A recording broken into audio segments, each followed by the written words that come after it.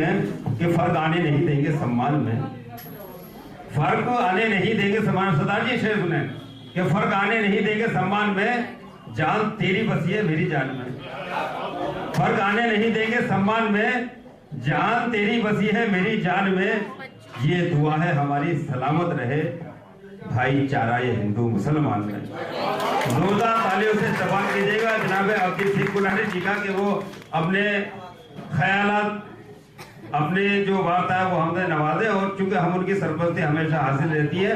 मैं अब्दुल सिंह कुलानी साहब का बहुत बहुत दिल से एहतराम करता हूँ, उनका शुक्रिया अदा भी करता हूँ कि यहाँ तशरीफ लाकर हमारी सरपरस्ती करते हैं।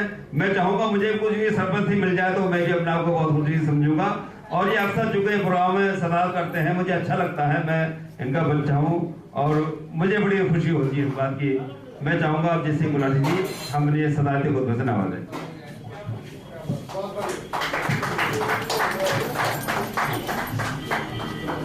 इतने अच्छे कार्यक्रम के बाद अगर हम जैसों को खड़ा कर दो ना, तो मैं समझता हूँ जैसे टेलीविजन में कोई गड़बड़ी हो जाती है ना, तो रुकावट के लिए वाली बात हो। अंसारी जी, नया दानिश साहब, मंच पर पसंद हमारे शायर भाई और कवित्री, सामने जो शायर कवित्री और हमारे जो श्रोतागण, मैं समझता हूँ कि रिपब्लिक डे जो हम चंद लोगों ने बैठ के यहाँ सेलिब्रेट किया है, शायद ही इससे बेहतरीन तरीका कोई और होता हम लोगों के लिए। हिंदू, मुस्लिम, सिख सब मिलकर जब हम बैठते हैं तो मुझे मेरे से रहा नहीं जाता गुरु नानक साहब की एक वाक्य याद आ जाता, वाणी में है, अव्वल अल्लाह नूर उपायो कुदरत के सब बंदे, एक नूर ते सब जग उपजो कौन भले को माने। सभी ईश्वर की संतान है, अल्लाह की संतान है, वाहिगुरु की संतान है। यदि हम एक हो जाएं तो मैं समझता हूँ जो हिंदुस्तान की थोड़ी बहुत कमजोरी कहीं कहीं नजर आती है वो भी बहुत सुंदरता के रूप में बदल सकती है। बहुत मुझे खुशी हुई, आज सुबह मैं ओबामा साहब का भाषण सुन रहा था वहाँ श्रीपुर में, जब उन्होंने अपना भाषण दिया, युवाओं को ज़्यादा एड्रेस कर रहे थे, तो उन्होंने जो आज का ये माहौल हमने यहाँ आंगन में इस हॉल में बनाया है, इसके ऊपर कम से कम 5 मिनट बोले। उन्होंने कहा हिंदू, मुस्लिम, सिख, ईसाई, बौद्ध, उन लोगों को सभी हमारे यहाँ पर जो चलते हैं अपने अपने फेथ, उनके नाम उनको पता, कभी वो वाइडली ट्रेवल्ड हैं, उनको नॉलेज है कि ये सब तरह तरह के फूल हैं। जब इन फूलों को इकट्ठा कर देते हैं तो गुलदस्ता बन जाता है, वही भारत है।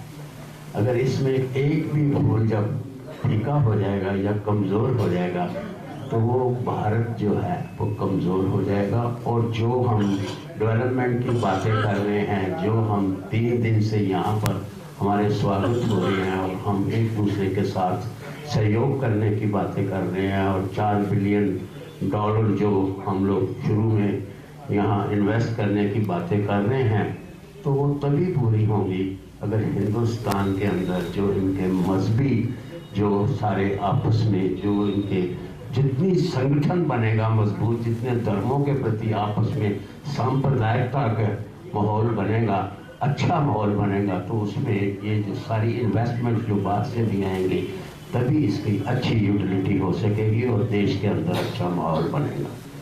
मुझे खुशी है कि आप लोगों ने जो अपने दिल के उद्गार रखे, चाहे गज़लों के माध्यम से, चाहे शेरों के माध्यम से, और कवित्रियों ने जो यहाँ कविताएं पढ़ी, मैं समझता हूँ कि हम जब जहाँ ईश्वर अल्लाह खुदा को नमन करते हैं तो उसके बाद कहीं ना कहीं दर्जा इन कलाकारों का भी आता है, इन आर्टिस्टों का भी आता है, इन कवित्रियों का आता है, इन शायरों का, इन कवियों का आता है।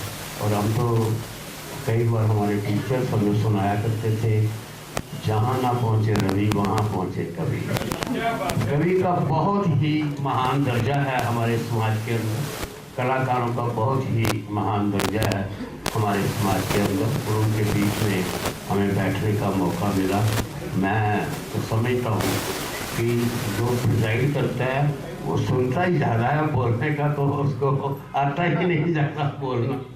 तो एक हमारे टीचर थे, वो कहा करते थे, हिंदी के गुरु जी थे, कि इंसान के अंदर जिसके अंदर 2.5 गुण हों, सिर्फ 2.5 गुण हों, वो संपूर्ण इंसान है। एक गुण उसके चरित्र का, एक गुण उसकी लियाकत का, एजुकेशन का, और आधा गुण कला का।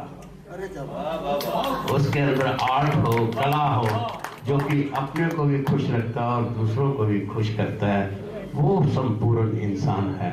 और वो जो उसमें से आपका जो मैं आपके अंदर झलक देखता हूँ, वाकई आप हमारे समाज के मार्गदर्शक हैं और प्रेरणा स्रोत हैं। मैं आज रिपब्लिक डे सेलिब्रेट कर रहे हैं, भारत का जो संविधान दिवस कह लो या कुछ भी कह लो, मुझे आज बड़ी खुशी एक चीज़ की और हुई, इकराम साहब, जहाँ कल हमने देखा वहाँ कि लेडीज की रेजिमेंट आई थी, तो हमारी कवित्रियों की रेजिमेंट भी यहाँ पर उसी प्रकार प्रदर्शन कर रही है। और यही हमारे भारतवर्ष की, ये हमारे समाज की, ये हमारे देश की एक जो है, मैं समझता हूँ आगे बढ़ने की तस्वीर है।